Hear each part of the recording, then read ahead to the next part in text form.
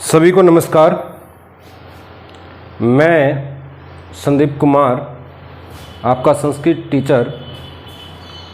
आज हम चर्चा करेंगे रुचिरा भाग 1 में संकलित पाठ संख्या 5 वृक्षा के शेष पाठ पर।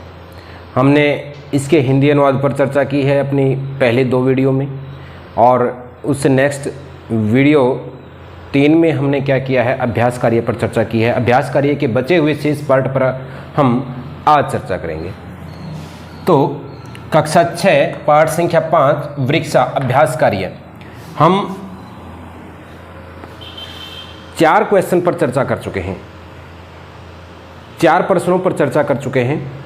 आज हम चर्चा करेंगे क्वेश्चन नंबर 5, प्रश्न संख्या 5 पर। क्या है?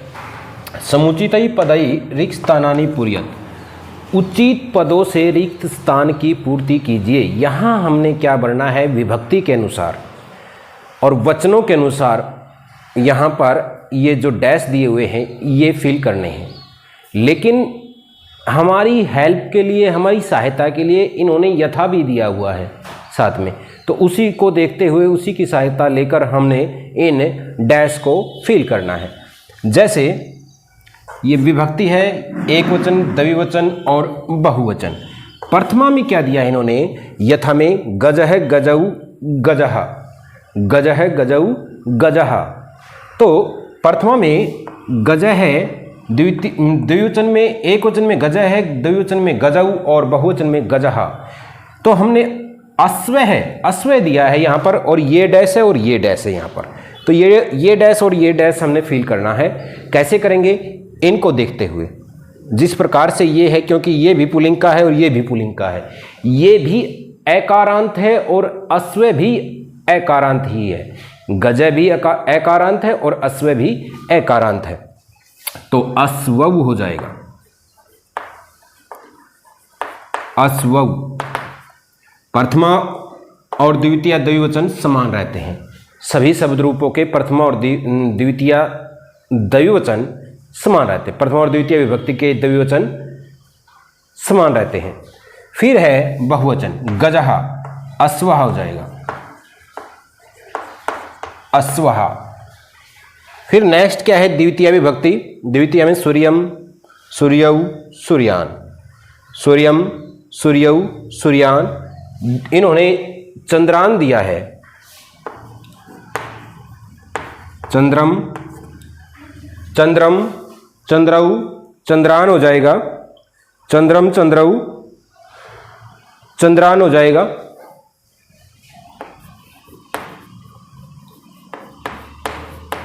चंद्रऊ, चंद्रान दिया ही है। ये 2 डैश हमने फिल करने थे, इनको देखते हुए। फिर है तृतीया, राम के समान ही चलेंगे ये, जैसे राम का शब्द रूप चलता है। अगर आपको राम का शब्द रूप याद है तो यहाँ बड़ी आसानी से आप सभी डैश को फिल कर सकते हैं। जैसे विडालेन है, विडालेन, विडालेन क्या है, विडालेन विडालाभ्याम विडालई, विडालेन विडालाभ्याम, विडालेन विडालाभ्याम विडालई, विडालेन विडालाभ्याम विडालई तृतीय विभक्ति है। तो यहाँ पर हमारे जो डैश दिए हुए हैं, बहुवचन में डैश है और एक वचन में डैश है। द्विवचन में इन्होंने दिया है मंडू का भ्याम, मंडू का भ्याम। मैंने पहले ही बताया है कि सभी एकारांत पुल्लिंग के ही हैं ये। अगर आपको राम शब्द रूप, बालक शब्द रूप याद है तो ये सभी उसी के समान चलेंगे।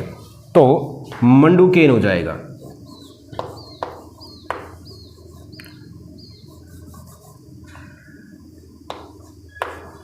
मंडूकेन, मंडू का भ्याम,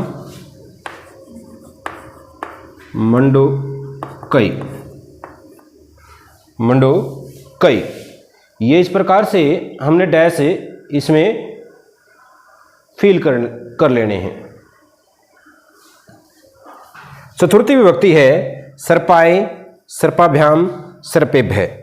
तो वान राय, वान राय, वान राय, वानराभ्याम, वान रई, वान रे भय, चतुर्थी विभक्ति, वान रे भय। ये इस प्रकार से फेल हो जाएंगे।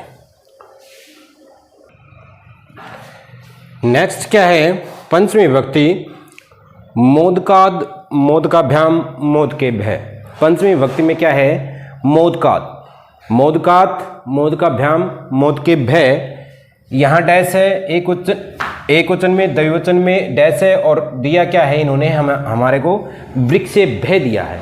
वृक्ष शब्द से पंचमी विभक्ति में एक वचन और द्विवचन हमने फील करना है। जैसे एक वचन में मोदकात है, वैसे ही वृक्षात हो जाएगा, वृक्षात वृक्षात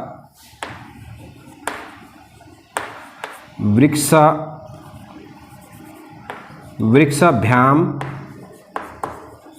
और वृक्षेभ्य। नेक्स्ट क्या है हमारे पास, षष्ठी। षष्ठी में जनस्य जनयो जननाम दिया है, जनस्य जनयो जननाम दिया है, फील करना है एक वचन और द्विवचन। तो सु का नाम दिया है, शुकस्य आ जाएगा, शुकस्य शुकस्य सुकयो, और शु का नाम दिया ही हुआ है। शिक्षके शिक्षकयो शिक्षकेषु, शिक्षके शिक्षकयो शिक्षकेषु। यहाँ पर हमने सप्तमी में फील करना है एक वचन और बहुवचन। मयूर दिया है इन्होंने, मयूर मयूर शब्द, मयूरे मयूरे मयूराऊ और मयूरेशु मयूरेशु, इस प्रकार से ये फील होंगे। नेक्स्ट क्या है, संबोधन में हे बालक हे बालक हे बालकऊ हे बालका। यहाँ द्विवचन और बहुवचन में सेम पहले के समान बनेंगे, जो पहला प्रथमा विभक्ति में द्विवचन और बहुवचन था, उसी प्रकार से संबोधन का द्विवचन और बहुवचन होगा।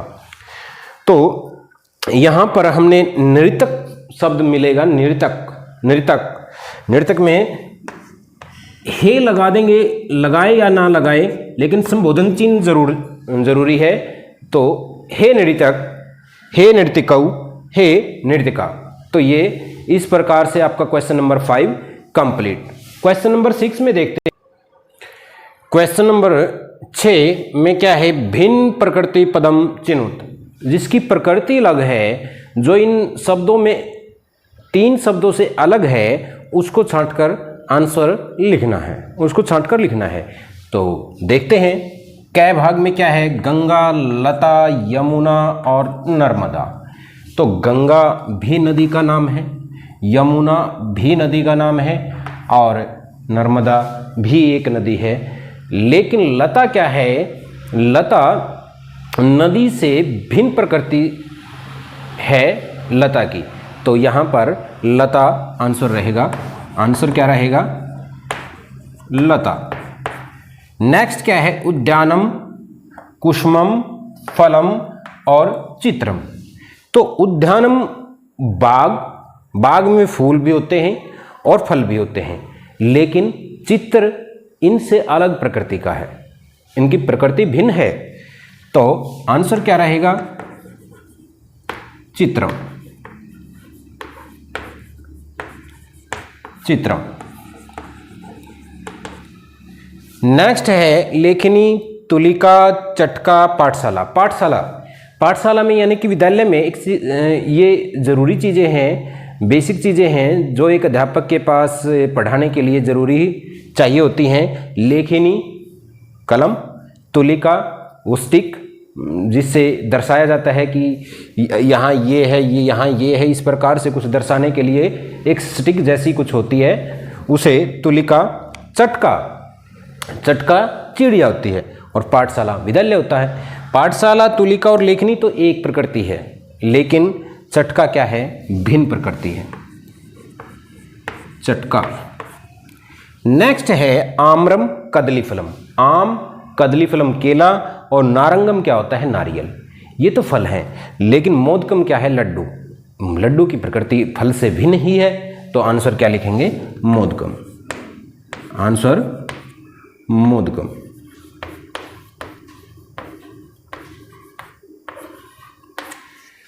तो ये हमारा पाठ संख्या 5 वृक्षा, जिसका हमने पहले शब्दार्थ, फिर हिंदी अनुवाद और फिर अभ्यास कार्य पर चर्चा करते हुए 3 से 4 वीडियो में हमने इसको कंप्लीट किया है और आज इसका ये लास्ट वीडियो था।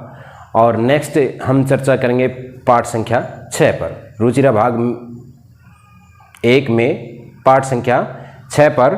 तो आज के लिए इतना ही। धन्यवाद। आपका दिन शुभ हो।